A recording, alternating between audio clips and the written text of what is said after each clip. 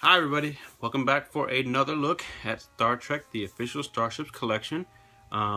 It's that time of the month again, not that kind, but Starships time. And this time I have in front of me issue 37, the Andorian battlecruiser. So that's the magazine and the ship here, and we'll put that thing aside. And let's take a look at this magazine, shall we? Really excited to read this. Alright, so it is Kumari classed, launched in 2142. It is 360 meters long and a crew of approximately 86. As usual, lovely rendering of the ship on the cover, and as usual, with these ships of the alien races in the Star Trek universe, they usually put them in groups of 3 on the cover, I guess to make them look like they're more powerful or mean or nasty or something. So yeah, great image there. So turning the page, we have our how to install the ship, the model onto the stand, as all of these magazines do, and our specification page, which is Kumari class again, operated and constructed on Andorian, launched in 2142. Destroyed in 2154.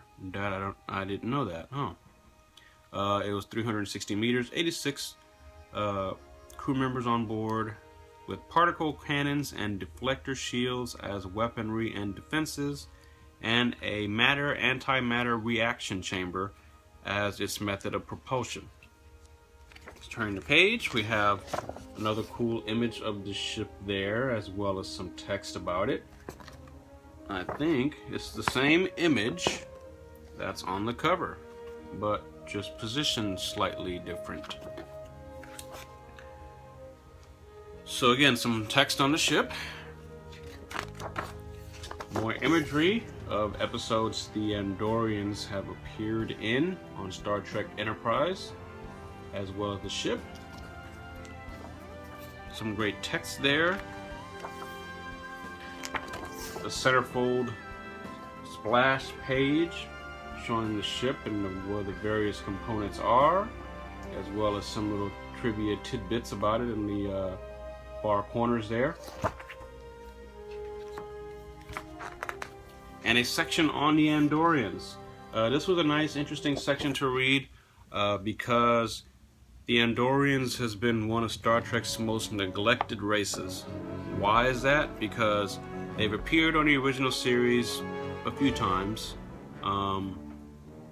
They only spoke on the original series, I think, once or twice. The rest of them were in the background as cameos or non-speaking roles. And in the movies, of course, they were seen in the background as dignitaries, like Federation dignitaries or so on. And we never saw them on The Next Generation because Gene Roddenberry, at the time, wanted no real ties to the original series. He wanted something different. As time went on, he later bent that rule, and you know, the more familiar races from the Star Trek that we were familiar with in the original series were incorporated onto the Next Generation and in the later series. So they never appeared on Next Generation, I think, except for a holographic projection by I think it's Lal, which would have been Data's daughter. And they've never appeared on Deep Space Nine, as far as I know, but they've been referenced probably about a half a dozen times, maybe more, especially Andorian Ale. Their planet has been referenced, especially during the Dominion War. It's one of the planets the Dominion had taken over or tried to take over during the Dominion War in DS9, so it was mentioned and referenced several times. We never actually saw the planet or saw more of the species until really Star Trek Enterprise. I don't think they were seen on Voyager either. So this section talks about all of that, and we have some screen caps from Enterprise, from the episode Shadows of Pajem, and some great pictures of the Andorian Shran, who was played by actor Jeffrey Combs. Most of you Trek fans will recognize him as the Dominion Vorta Weyun from Deep Space Nine, as well as the Ferengi Liquidator Brunt as well. I think he's played some other roles as well. So yeah. Also, for those of you non-Trek fans and you horror fans out there, you will recognize him as the Reanimator from the horror film of the same name. So again, great text and pictures, more imagery about the Andorians, including a picture of their planet there. And here's a section on the concept designing of the Andorian battlecruiser. Again, John Eves is responsible for this. The conceptual art looks interesting. You can see their thought process behind it. Interesting stuff here. And our on-screen appearance page. Its first appearance was in the episode's Ceasefire. Its last appearance was in an episode called Intermere Darkly Part 2. Was it? I'll have to go back and look. Again, designed by John Eves. So yeah, it's one of the more reoccurring characters on Enterprise, the Andorians. It's nice that they were brought back, because I'm sure a lot of fans were wondering about them over the years. And we actually got to see their planet and their ship and a little bit more about their culture, which was nice. So anyway, that's the magazine cover and the back image of the ship. So put that aside. And let's get to the ship. So here it is, in the boxing glory, as I like to say. In the usual Star Trek box, Star Trek logos. Nope, Star Trek logos there. Symbol on the back. So let's take this bad boy out. Get out of this plastic thing and pop it up. I'm gonna pop it out. Good.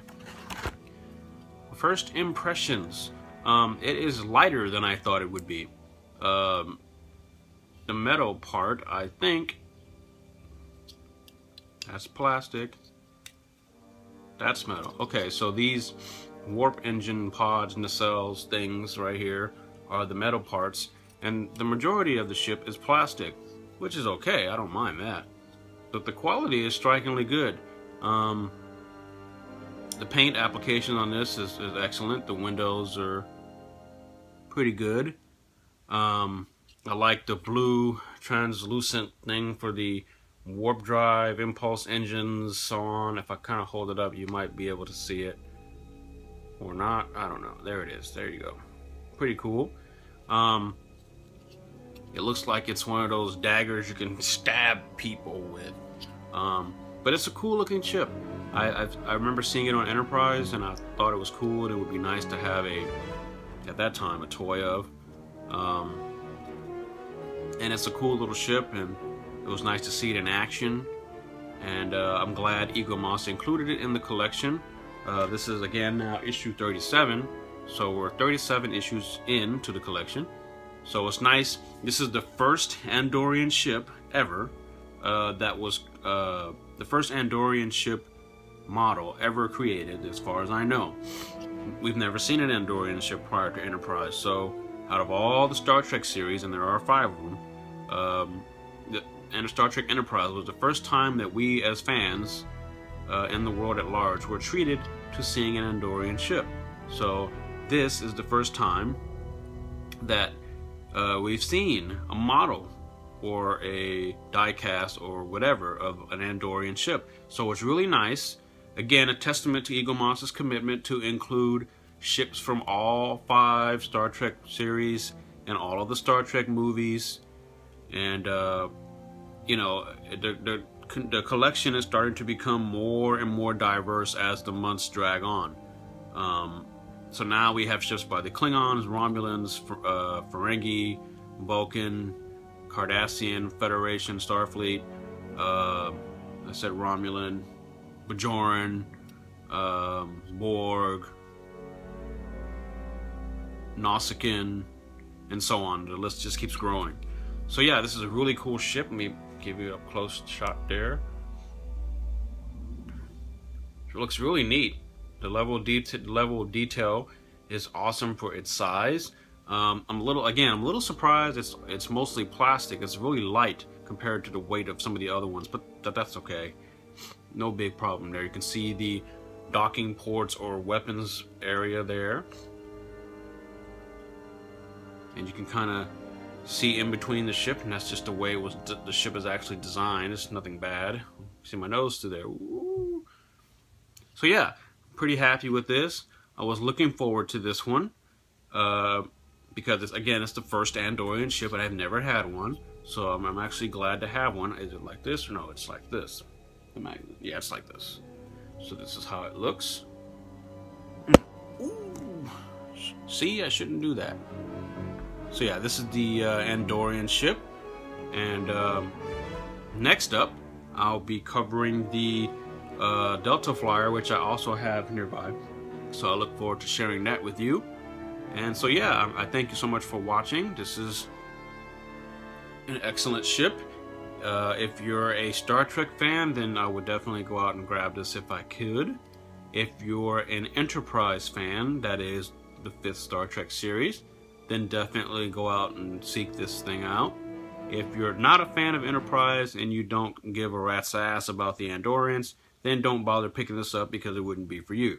So, but yeah, thanks so much for watching, and I'll catch you guys all on the flip side. Live long and prosper.